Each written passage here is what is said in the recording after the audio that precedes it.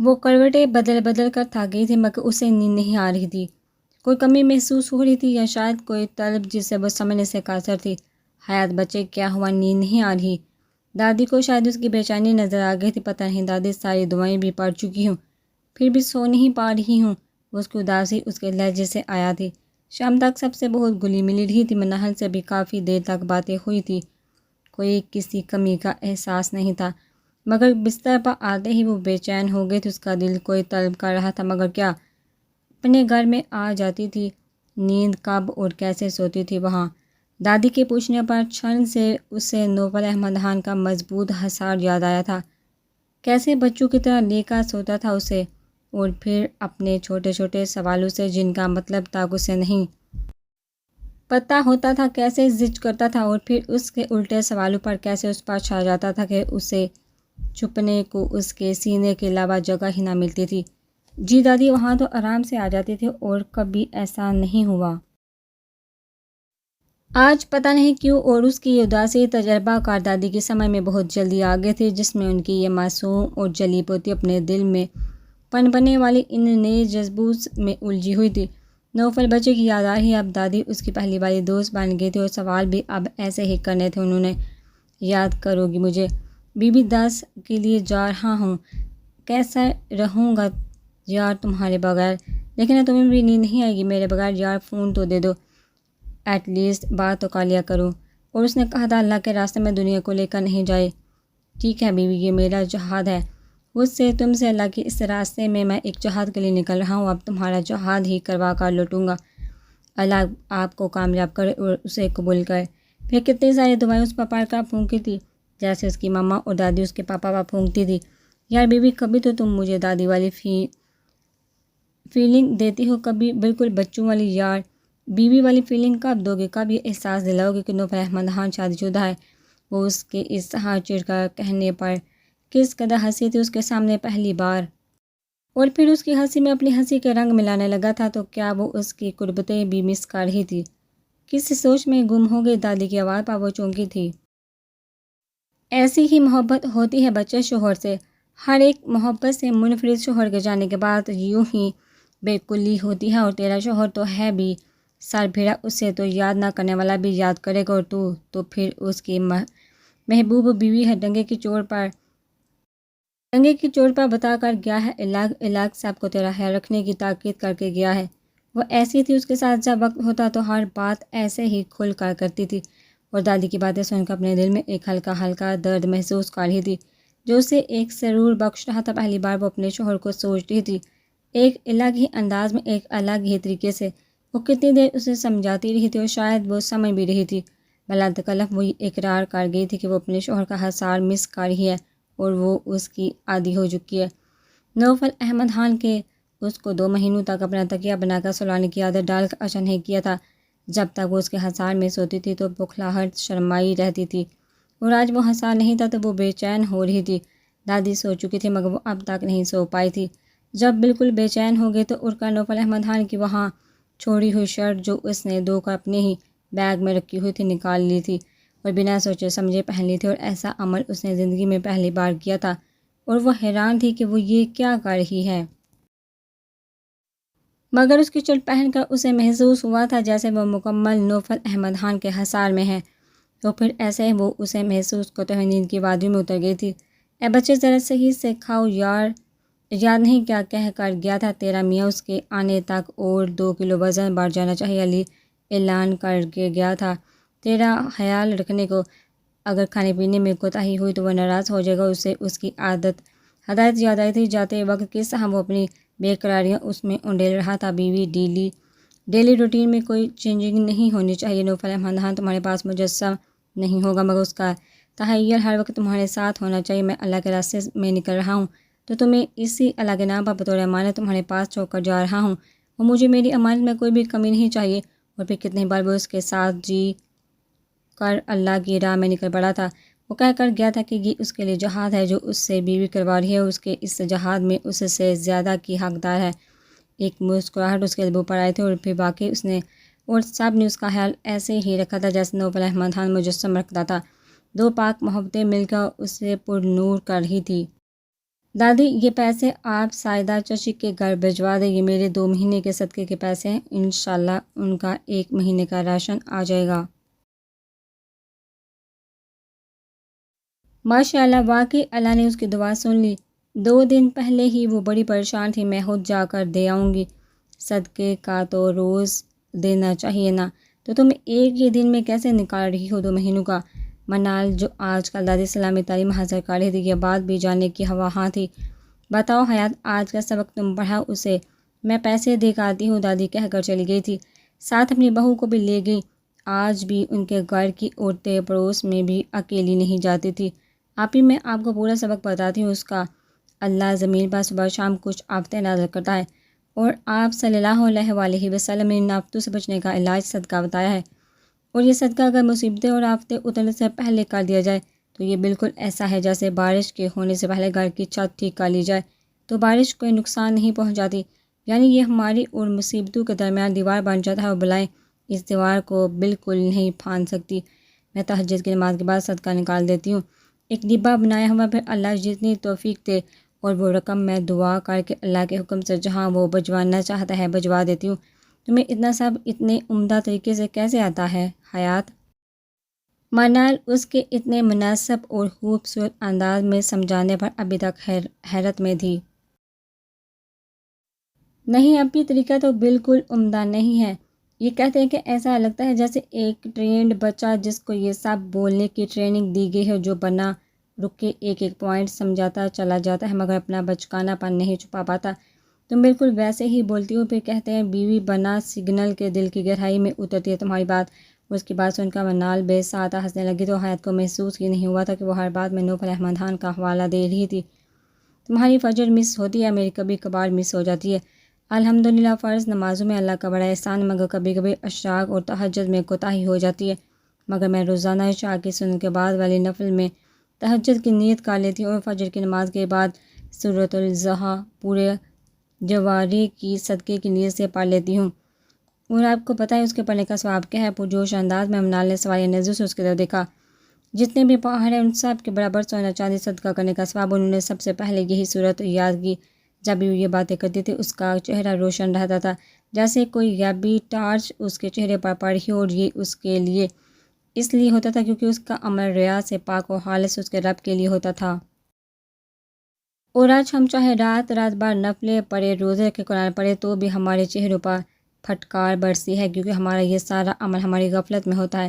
نماز پڑھتے ہیں تو ساری دنیا سامنے ہوتی ہے، قرآن پڑھتے ہیں تو بھی ہم بس پڑھتے چلے جاتے ہیں، مطلب وہ مانی اس کی قدر و منزل محسوس ہی نہیں کرتے، پھر جب ہم یہ بات کسی اور کو بتاتے ہیں تو مقابل الٹا جواب دیتے ہیں، تو جو عمل ہمارے خود کے دل پر اثر نہیں کرتا وہ زبان سے کسی اور کے دل پر کیا اثر کرے گا؟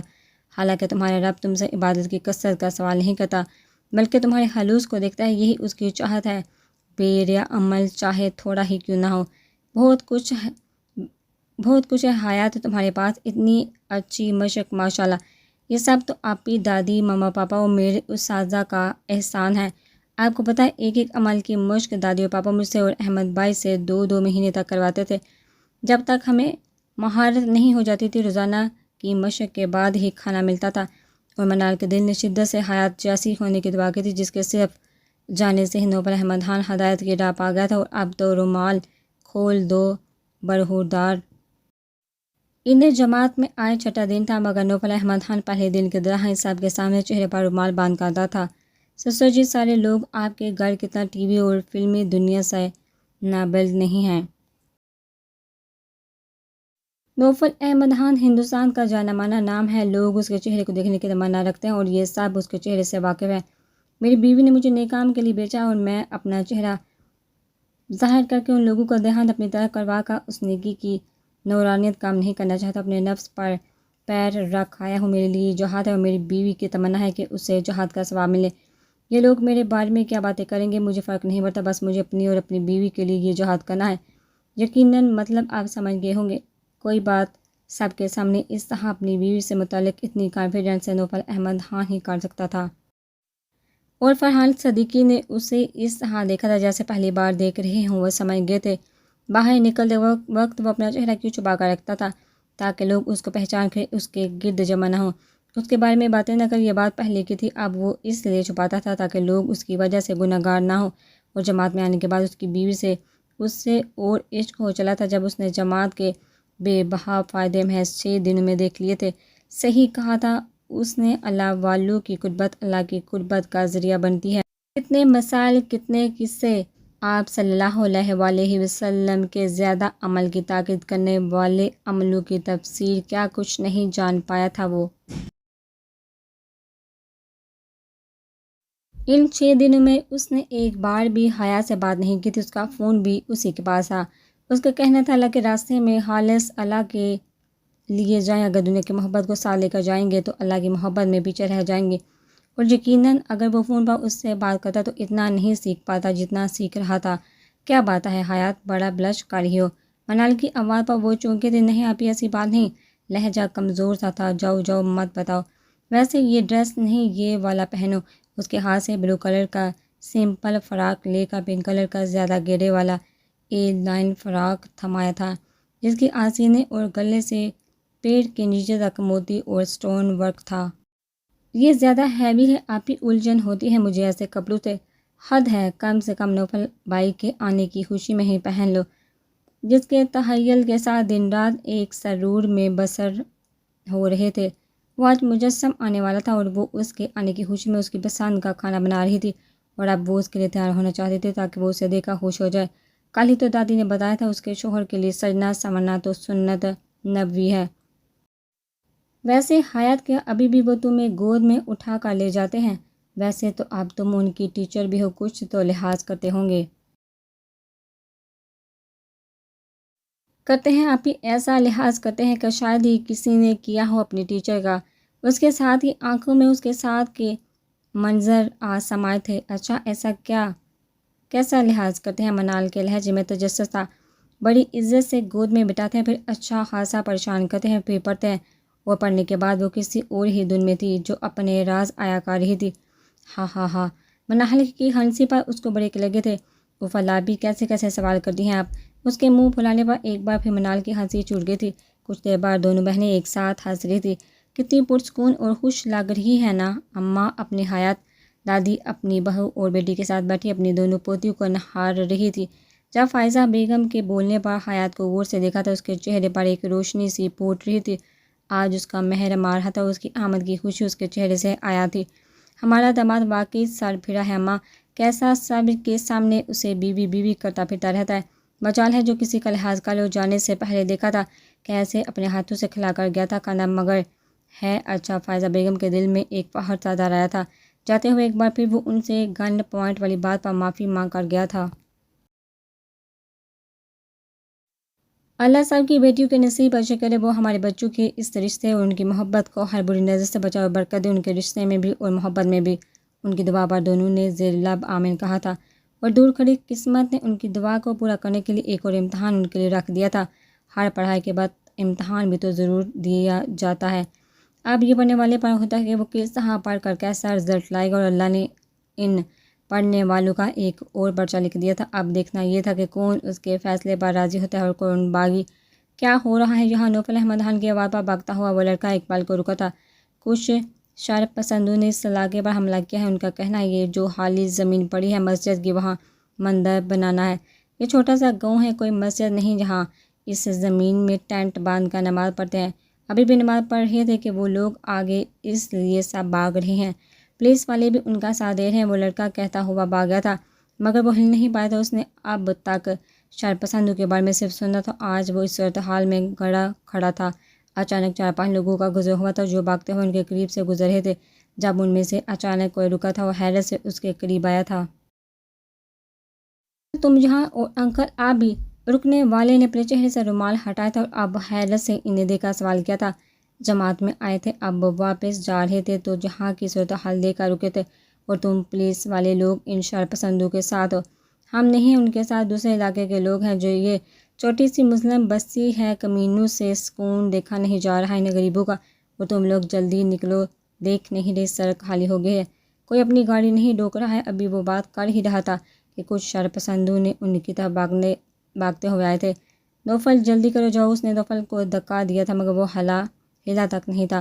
کیا تم لوگ انہیں جان سے مارو گے؟ اس کے پوچھنے پر الحان اور فرحان صدیقی نے حیرت سے دیکھا تھا، مگر اس کے چہرے کے پتلی تاثرات دیکھ کر دونوں حیران رہ گئے تھے۔ نوفل: سسر جی، جہاد کیا ہے؟ اس کی آواز میں کیا تھا؟ فرحان صاحب سمجھ نہیں پائے تھے۔ مسلمانوں کی حفاظت کرنا، اسلام کے لیے لڑنا، تو پھر کیا ارادہ ہے؟ بیوی کی خواہش یہی نہ پوری کر دو؟ آپ جائیے سسر صاحب، میری بیوی سے کہہ دینا پریشان نہ ہو بالکل بھی۔ نوفل احمد خان کو وہ پریشان اچھی نہیں لگتی۔ انشاءاللہ میں جلدی آؤں گا۔ مارو سالو کو ان لوگوں کو اپنی طرف بڑھتے دیکھ نوفل احمد خان نے جلدی سے اپنے سسر کے چہرے پر بھی رومال باندھ دیا تھا۔ الحان بھی اپنا چہرہ چھپا چکا تھا۔ چلو، جہاز صرف تم دونوں پر ہی نہیں مجھ پر بھی فرض ہے، اور مجھے یقین ہے اللہ نے اسی لیے ہمیں اس راستے میں بھیجا۔ وہ اپنے زمانے کے بلو بیلٹ رہ چکے تھے، اٹھان تو ان کی ابھی بھی کمال تھی۔ اللہ اکبر کہتے وہ تینوں خود کو تیار کر چکے تھے۔ وہ 5 لوگ تھے، ان کے ہاتھوں میں ہاکی ڈنڈے اور بیٹ تھے۔ الحان نے ان کے پیروں پر فائر کیا تھا تو لوگ اس نے زمین پر گرا کر مارنا شروع کیا تھا۔ نوفل احمد خان نے دوسرے پر فائر کیا تھا۔ دونوں کی گن پر سائلنسر لگا ہوا تھا، اسی لیے آواز نہیں ہو رہی تھی۔ ایک نے فرحان صدیقی کو مارنے کی نیت سے ہیٹ اٹھایا تھا، جس سے وہ راستے میں ہی روک گئے تھے۔ کچھ ہی دیر میں وہ تینوں ان لوگوں پر قابو پا چکے تھے۔ الحان: اگر انہیں زندہ چھوڑ دیا تو یہ پھر سے ان لوگوں کو پریشان کریں گے۔ یہ دشمنان اسلام ہے، اسی لیے واجب القتل ہے۔ نوفل احمد خان انہیں دیکھ کر گھبرایا تھا جو اب زمین پر پڑے کرا رہے تھے۔ اگر ان لوگوں کے پاس گنز ہوتی تو شاید یہ لوگ ان پر قابو نہیں پا سکتے تھے۔ تم ٹھیک کہہ رہی ہو، سالے کتے مسلمانوں کو جینے ہی نہیں دے رہے۔ اس لیے تو ہم بیس بدل کر آئے ہیں۔ ہم انہیں پولیس والے بن کر نہیں، مجاہد بن کر ماریں گے اسلام کے لیے۔ ان 5 کو گاڑی میں بڑھا تھا اور ایک دوسرے پولیس والے کے ساتھ الحان کے خفیہ ادارے میں بھجوا دیا گیا تھا۔ وہ لوگ چھپتے چھپاتے علاقے کے اندر داخل ہو رہے تھے جہاں کچھ اور آدمی بچوں اور بوڑھوں پر تشدد کر رہے تھے۔ ان لوگوں نے دور سے ہی دوسری گن سے ایک ہوائی فائر کیا تھا۔ 5-6 لوگ ان کی طرف دوڑتے آئے تھے، ان کے پاس بھی پہلے والے لوگوں کی طرح ہی ہتھیار تھے۔ الحان: اب بھی گاڑی ریڈی ہے نا؟ اس کے پوچھنے پر الحان نے سر ہلایا تھا۔ یہ لوگ ان کے انتظار میں تھے۔ نوفل احمد خان کی چالاکی کی وجہ سے وہ لوگ بھی ان کے چنگل میں پھنس چکے تھے، مگر ان میں سے ایک فرحان صدیق کو زخمی کر چکا تھا، مگر ہمت یہ لوگ نہیں ہارے تھے۔ الحان: ہم نے بھی 5 لوگوں کو پکڑ لیا ہے اور انہیں بھی وہی بھجوا دیا ہے، مگر ابھی بھی ان میں سے 2-3 لوگ کسی کے گھر میں گھس کے ہیں۔ اس کے 2 ساتھی بھاگ کر آئے تھے، جن میں سے ایک کو ان 6 لوگوں کو لے کر روانہ کر دیا ہے۔ ان ساروں کو بے ہوش کر کے بھیجا جا رہا تھا تاکہ یہ لوگ پکڑے نہ جائیں۔ سسر جی، آپ ٹھیک ہے؟ نوفل احمد خان اب ان کی طرف متوجہ ہوا تھا۔ الحمدللہ، اب جلدی ان لوگوں کو پکڑنا ہے۔ گھر میں گھسنے کا مطلب بہن بیٹیوں کی عزت خطرے میں ہے۔ اب یہ چاروں بالکل الگ الگ طریقے سے گھوم رہے تھے۔ نوفل احمد خان اپنے سسر کو لیے آگے کی طرف بڑھتا چلا گیا تھا۔ کچھ دور چلتے تھے جب ایک گھر سے چیخنے چلانے کی آوازیں آئی تھی۔ اس کے پاس فون نہیں تھا جو الحان کو انفارم کرتا۔ وہ خود ہی اس گھر میں گھسنے کا طریقہ سوچنے لگا تھا، کیونکہ وہ اندر سے لاک تھا۔ قسمت سے ایک کھڑکی کھلی نظر آئی۔ اس میں جھانک کر دیکھا تو 2 آدمی 2 لڑکیوں پر قابو پانے کی کوشش کر رہے تھے۔ 2 بارش آدمی زمین پر زخمی پڑے ہوئے تھے اور 3 40-45 سال کی عورتیں بھی پڑی ہوئی تھیں۔ ان لوگوں کے بعد اب یہ لوگ ان لڑکیوں سے زبردستی کرنے کی کوشش کر رہے تھے جو اپنے آپ کو بچانے کی بھرپور کوشش کر رہی تھی۔ اس کے پاس وقت نہیں تھا، اگر وہ اندر جاتا ان لوگوں کی جان کو خطرہ ہو جاتا۔ اس نے کھڑکی کی جالی سے ہی نشانہ لیا تھا اور سیدھا ایک کے بعد دونوں کے سر پر فائر کر دیا تھا۔ اب وہ دونوں فرش پر پھٹے سر کے ساتھ ڈیڈ ہوئے پڑے تھے۔ نوفل ملا کوئی الحان بھاگتا ہوا آیا تھا۔ اندر دیکھو، ان لوگوں کو اٹھواؤ اس سے پہلے کہ کوئی اور پہنچے۔ گھر والے کافی ڈرے ہوئے ہیں اور کوئی باقی رہ گیا ہے؟ نہیں، الحمدللہ سب پکڑے ہیں۔ ان 25-30 لوگوں پر اللہ نے 10 لوگ باری کر دیے تھے۔ زخمی لوگوں کو ہاسپٹل بھجوانا ہے، جلدی کرو۔ اللہ کا شکر ہے کوئی جانی نقصان نہیں ہوا، مگر خطرہ بھی ٹلا نہیں۔ ایک شخص ان میں چھپ گیا ہے یار، یا باغ ہے کچھ پتہ نہیں، اور وہ اکیلا ہے جس کے پاس گن ہے۔ الحان نے اپنے دوسرے ساتھیوں سے کہا تھا جو اپنا کام کرنے لگے تھے۔ زیادہ تر لوگ خوف سے گھروں میں چھپے ہوئے تھے، اس لیے علاقے میں بالکل سناٹا تھا۔ 4-5 گھنٹوں میں یہ لوگ ایک مجاہد کا کام انجام دے چکے تھے۔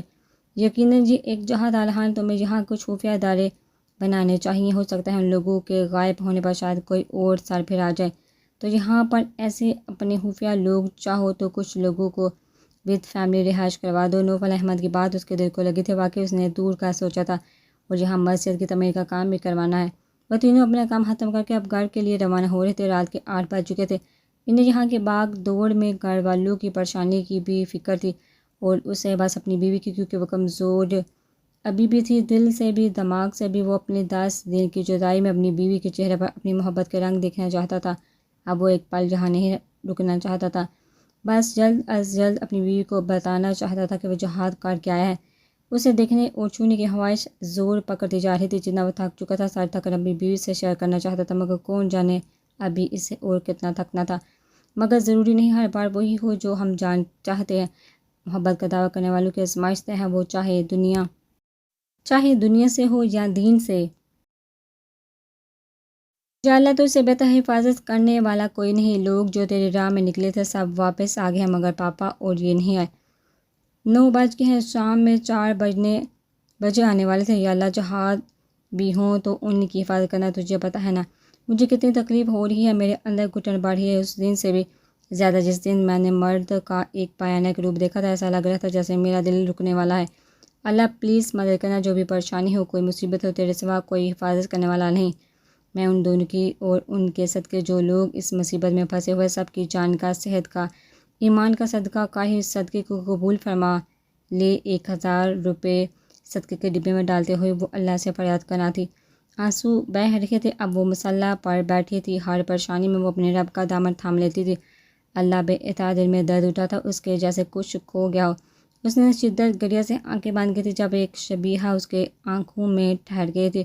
میرا جی چاہتا ہے بیوی تمہارے ساتھ ایک لمبا سفر طے کروں اور کسی جنگل میں پروار ڈال دو، تم جو یہ میری ذرا سی شدت پر چپتی پھرتی ہو، نہ جنگل میں کوئی جگہ چھپنے کی نہ ملے، اور جنگل کے خوف سے تم مجھے اپنا اوڑھنا بچھونا بنا لو۔ کچن میں کام کرتے ہوئے اس کے شوہر نے اس کو اپنے حصار میں لے کر اسے کنفیوز کر کے اپنی بات کہی تھی۔ اب ایسی بات کیوں کرتے ہیں؟